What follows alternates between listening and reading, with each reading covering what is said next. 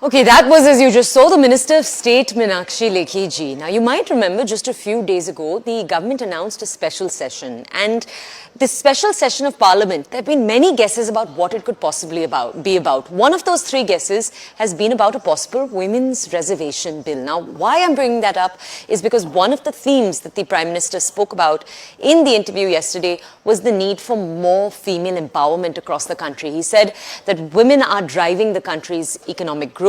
He said that women are taking the lead in every sector when you take a look at it. He also said women-led development is making waves globally, so not just in India, but across the world. He also said Nari Shakti, or female empowerment, is going to make India one of the top economies. Now, my colleague Arunima is with us. Let's go over to her first to understand this point, and then we'll speak to her and other reporters about other points that the Prime Minister discussed in that interview. Arunima, good morning. We're telling our audiences specifically about the themes of female empowerment that the Prime Minister brought up in that interview. He said a few things. He said women are driving economic growth, women are taking lead in every sector, for example. Arunima, can you just point us to first some of the numbers that back this, and then can you tell us more about the theme of Nari Shakti we've seen play out over the last few months when it comes to the government's focus?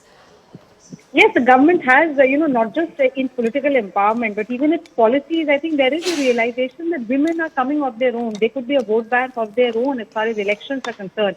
So electoral politics also, if you go back to UP a few years ago, from Ladki Hoon, Lad Sakti Hoon of the Congress party to Nari Shakti slogan of the government now, they're specifically targeting. And even in Madhya Pradesh, you see in the run-up to polls, what are the kinds of policies from the Shivraj Singh Chauhan government? The Ladli Behan Yojana, the Rakhi on the eve of Rakhi, the LPG cylinder waive off that was given was also the market was sold that product by saying that this is a gift for the sisters on the eve of Rakhi. So there is specific move, not just in terms of administration, but also in terms of electoral politics to let the women voters know that their specific needs are being taken care of the government. Now, talking about the women's reservation bill, it's a tricky issue. Yes, parties like TMC, even this morning, TMC has said that why don't you bring in the women's reservation bill? BRS has been really upping the ante, asking for the women's reservation bill. The problem is the parties from Uttar Pradesh, Bihar, parties like the Samajwadi Party, the RJD, they want a caste dynamic to the issue of women's reservation as well. And that is what has led to the women's reservation bill not getting passed so far. So the Prime Minister wants to make good of the numbers that the party has in Lok Sabha and wants to ensure that in Rajya Sabha also it's a smooth sell. But then this is perhaps the best opportunity because most of the parties, barring a few, are now veering towards the idea that issues specific to women must be addressed. Okay, Arunima, you sort of did touch on my next question and this answer too, but I just want to ask you, could you also comment on what the Prime Minister had to say about political stability? Because that's also one of the big themes in the interview that he conducted, simply where he's emphasized that it's the political stability, according to him, over the last few years that has ensured his government and allowed his government to make the kind of impact they have. Can you bring us more context there? What is the key point that the Bharatiya Janata Party puts across every time it compares itself to the opposition? It says we have Prime Minister Modi, a strong leadership, a decisive leadership compared to UPA era, and they criticized Dr. Manmohan Singh for this, saying that even though he was the Prime Minister, the real power laid with Sonia Gandhi and her National Advisory Council. So if you have to compare UPA with the NDA, the Prime Minister Modi-led NDA era, that's a clear distinction that is made. And then they compare themselves with India alliance that is coming up, and they say that this is a Khichdi alliance. Each party is fighting with the other party in their respective states, TNC versus Congress, CPM versus Congress in Kerala, in other parts also Aam Aadmi Party versus Congress in Punjab.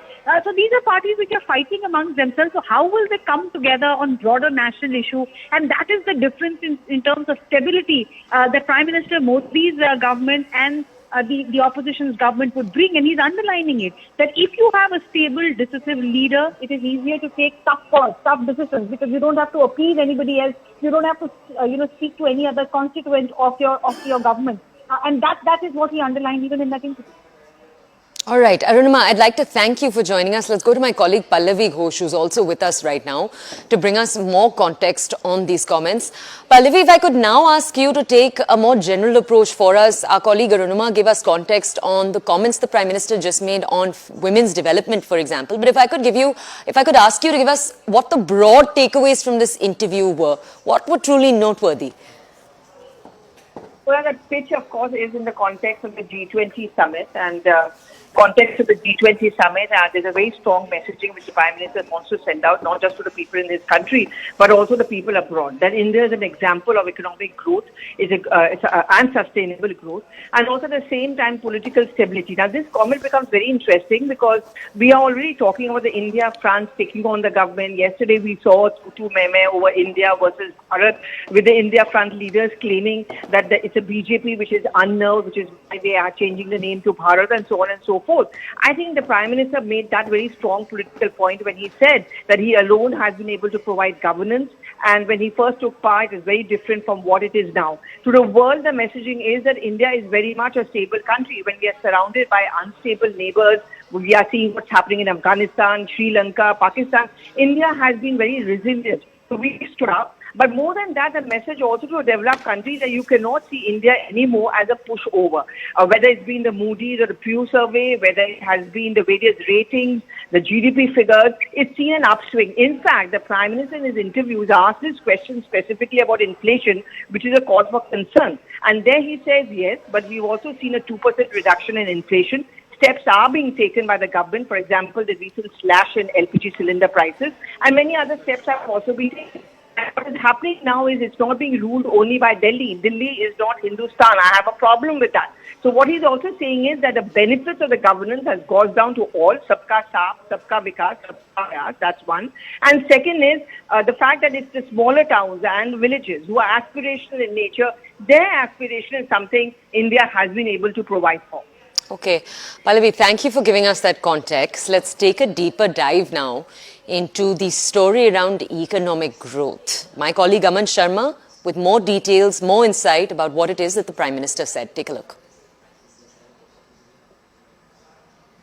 Yeah, I think India is making a very, very strong pitch for the inclusion of the African Union also in the G20. When the European Union can be a part of it, why not the African Union? And that will also be a strong pitch by Mr. Narendra Modi to pitch for the global south, as India always says that it is the shoulder for the global south, the voice of the global south. And that is also reflecting in this interview, exclusive interview by Prime Minister Narendra Modi to Money Control, which is now in fact out on the Money Control website in full details, where Prime Minister is saying India's growth is good for the world. He's spoken on various topics, India and the global south, India's G20 presidency, how it became a democratization of the G20 event, where it was taken to over 60 cities with 220 events by India out of Delhi, Mumbai, Bangalore to even tier 2 cities. The PM also speaking about India's growth story, how India is going to become the third largest economy in the world in the years to come, the roadmap for the same.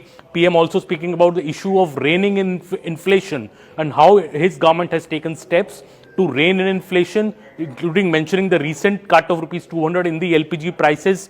The Prime Minister also speaking about how it is the big mandate that he got from the people in 2014 as well as 2019, which has led to stability in government, a stable, strong government, which has led to also to deep structural reforms, which has led to this growth. So very, very important points being made by the PM. If we break it down into 5 major things, what the PM has said, obviously he speaks about India and the G20. He speaks about the global south. He speaks about India's rapidly expanding and in fact the digital public infrastructure. We have seen the heights that the India's UPI platform has reached. PM is speaking about how to rein in inflation, the steps his government has taken, and of course the road to the third largest economy. If we come to the point of reining in inflation for that matter, which has been on the top of minds of many world leaders, the PM says that inflation is a key issue that the world faces, and first the pandemic and then the conflict between Russia and Ukraine have changed the global inflation dynamics, but his government has taken a number of steps to control inflation. He says even in the face of global adversities, global dynamics which have been seen in the last 2 years, India's inflation was 2 percentage points lower than what the global average inflation rate was in 2022. He also says that we are not resting on this. We are continuing to make pro-people decisions to boost the ease of living. And he says recently on Raksha Bandhan, you saw how India brought down the price of LPG by rupees 200 for all consumers.